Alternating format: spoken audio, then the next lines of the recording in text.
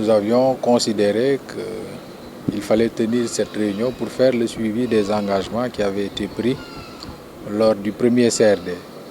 Et au sortir de cette deuxième réunion, nous sommes plus que rassurés que toutes les dispositions qui relèvent de l'État seront prises pour garantir la bonne tenue de cet important événement religieux et qui constitue le sacre de l'évêque de Ziguinchor et qui est prévu les 23 et 24 novembre. En termes de couverture sécuritaire, les services ont réitéré les bonnes dispositions qu'ils comptent prendre.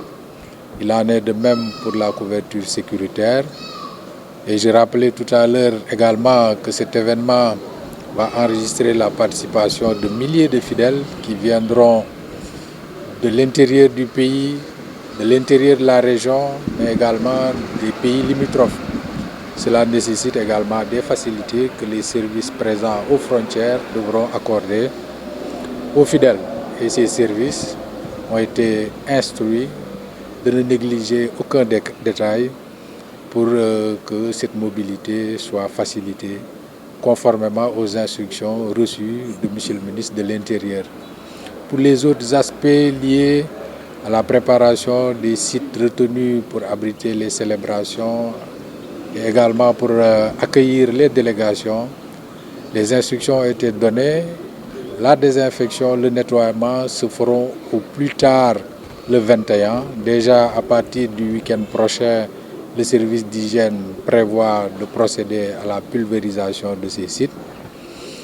Bref, nous pensons qu'avec les appuis également promis par le niveau central à travers la DMTA, à travers le ministère de la Famille et de la Solidarité, à travers le ministère de l'Intérieur et les autres ministères, sans oublier celui de la jeunesse, des sports et de la culture pour tout ce qui concerne la sonorisation.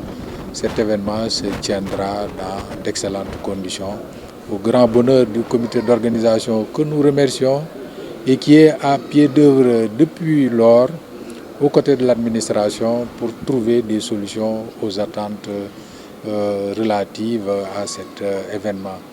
Nous remercions également le maire de Ziguinchor, le président du conseil départemental de Ziguinchor qui ont déjà apporté leur concours au comité d'organisation et nous en profitons aussi pour inviter les autres maires également de suivre le pas de ces exécutifs locaux pour également apporter leur contribution au comité d'organisation pour que l'événement en tout cas soit à la hauteur de celui qui a été intronisé par le pape comme évêque de la région de Ziguinchor. Beaucoup plus satisfait et je voudrais d'abord remercier le gouverneur qui a pu diligenter ce deuxième CRD qui nous réconforte dans nos préoccupations d'organisation du sacre de notre évêque Monseigneur Jean-Baptiste Walter Manga. À ce stade, nous pensons que les choses pourront bien se dérouler. Et je remercie toutes les bonnes volontés qui ont déjà bien réagi, entre autres les services de l'État qui ont tendu la main pour nous soutenir. C'est sûr que tout n'est pas totalement couvert, c'est pour ça que nous en appelons encore à ce que tout le monde se mobilise pour que cet événement puisse bien se dérouler. Pour nous, c'est important. Il y a deux niveaux. Une préparation matérielle, bien sûr, mais et surtout une préparation spirituelle. Mais si le cadre, l'engagement des uns et des autres pour que tout se déroule bien n'arrive pas, alors ça peut compromettre cette préparation spirituelle. Parce que pour nous, un évêque, c'est très important. C'est le pasteur qui va travailler avec tout le monde, chrétien, musulman, de la religion traditionnelle confondue. Il est là pour tout le monde.